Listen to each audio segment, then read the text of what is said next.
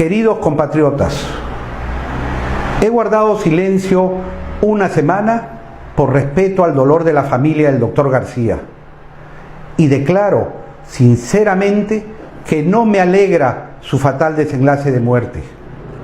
De hecho, con la misma sinceridad y transparencia, reitero que sí habría celebrado su captura, juicio y condena ejemplar producto de un debido proceso.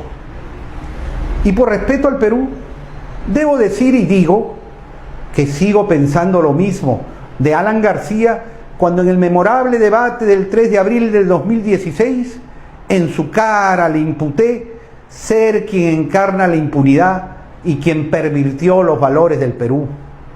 Y como hombre de fe, le notifiqué que ante la nueva justicia debía responder por el enriquecimiento ilícito y por el caso Lavajato y las coimas de Odebrecht, entre otros casos. El doctor García se suicidó para una vez más evadir la acción de la justicia.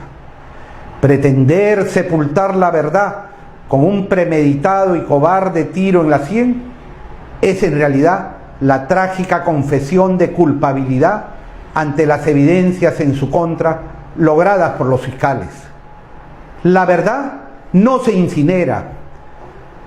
5 meses antes, el doctor García quedó retratado en su intento de repetir la historia de impunidad de la década del 90, al solicitar asilo a Uruguay invocando una inexistente persecución política. El desesperado plan era fugarse de la justicia hasta que prescriban los delitos y luego engañosamente proclamar una falsa inocencia. La fuga a asilo fracasó rotundamente porque el pueblo peruano se movilizó y el gobierno uruguayo se negó a ser refugio de la corrupción. Debo decir y digo que el doctor García en su carta póstuma hace una inaceptable apología del suicidio como decisión digna y motivo de orgullo a seguir. El doctor García anuncia que deja su cadáver como muestra de desprecio hacia sus adversarios. A quien deja su cadáver y realmente desprecia es a la verdad y a la justicia que teme. Por eso también califica de miserables a quienes sí se someten a los mandatos y resoluciones judiciales. Y el doctor García apela al valor de la historia y el lugar que reclama corresponderle.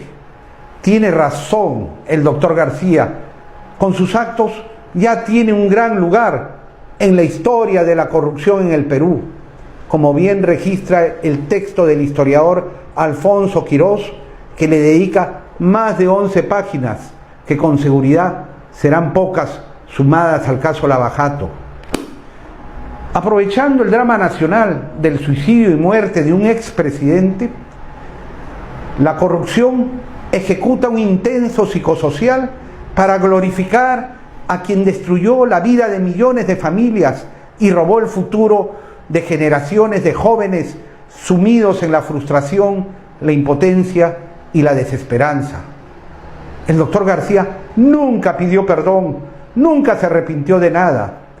Su enfermizo megaego no lo permitió, ni siquiera en su carta póstuma, clara expresión de su infinita soberbia y deliberada pieza de falsa victimización con fines manipulatorios.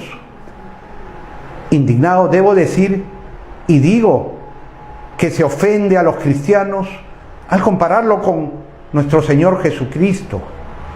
Se denigra a nuestros héroes al igualarlo con verdaderos héroes de la patria como Miguel Grau, Francisco Bolognesi, Alfonso Ugarte, José Abelardo Quiñones, entre otros.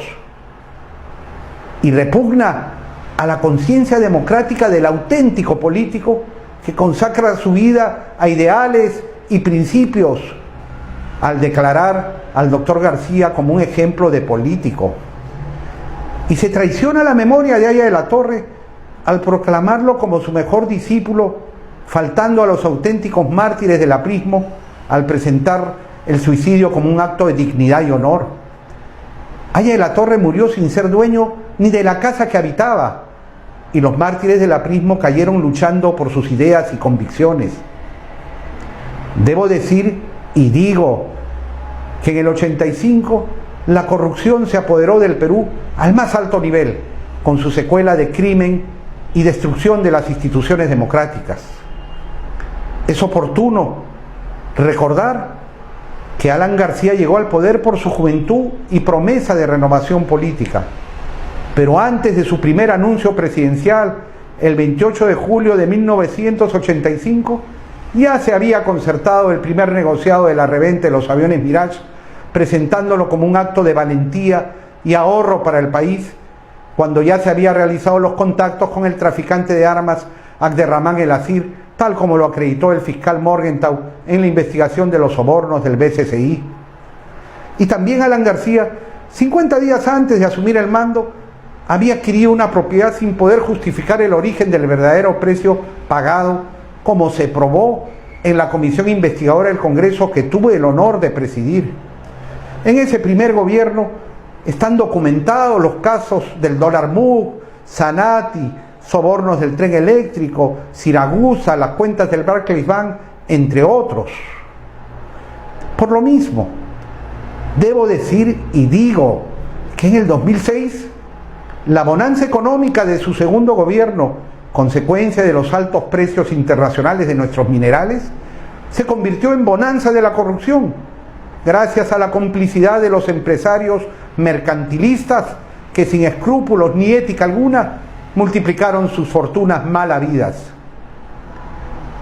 Hoy, el cártel de la corrupción concentra su poderosa ofensiva contra los fiscales y jueces que son la excepción que confirma la regla de nuestra justicia, y en simultáneo acusan y amenazan a la prensa y en especial al periodismo de investigación y redes sociales. Soy un crítico de los errores cometidos en la investigación, pero no vale satanizar a jueces y fiscales del caso Lavajato, que merecen nuestro reconocimiento por la valentía y persistencia en descubrir la verdad y hacer justicia. La prensa libre es un peligro mortal para la impunidad, y los periodistas independientes son la garantía de lograr la verdad sin que existan intocables en su noble misión. El cártel de la corrupción amenaza, intimida y descalifica a quienes no venden su conciencia, aplica el silenciamiento, la desinformación y crea cortinas de humo para distraer de lo importante al tribunal de la opinión pública. Temerariamente, la turba y cúpula alanista se han atrevido a culpar a la prensa del suicidio del doctor García. Han llamado asesinos a destacados periodistas como Gorrite y Hildebrand, y hasta han coreado amenazas de muerte contra ellos y sus detractores políticos. Ese cártel de la corrupción sueña con la censura y la mordaza extensiva a las redes sociales, que ellos, y solo ellos, pervierten con sus ejércitos de trolls difamatorios. Sin duda, en toda democracia se cometen excesos, y en el Perú también, pero siempre defenderé como valor supremo la irrestricta libertad de prensa y expresión, combatiendo los embates totalitarios, vengan de donde vengan. Ni la censura ni la mordaza pasarán, porque cuando un pueblo sabe, no lo engaña nadie.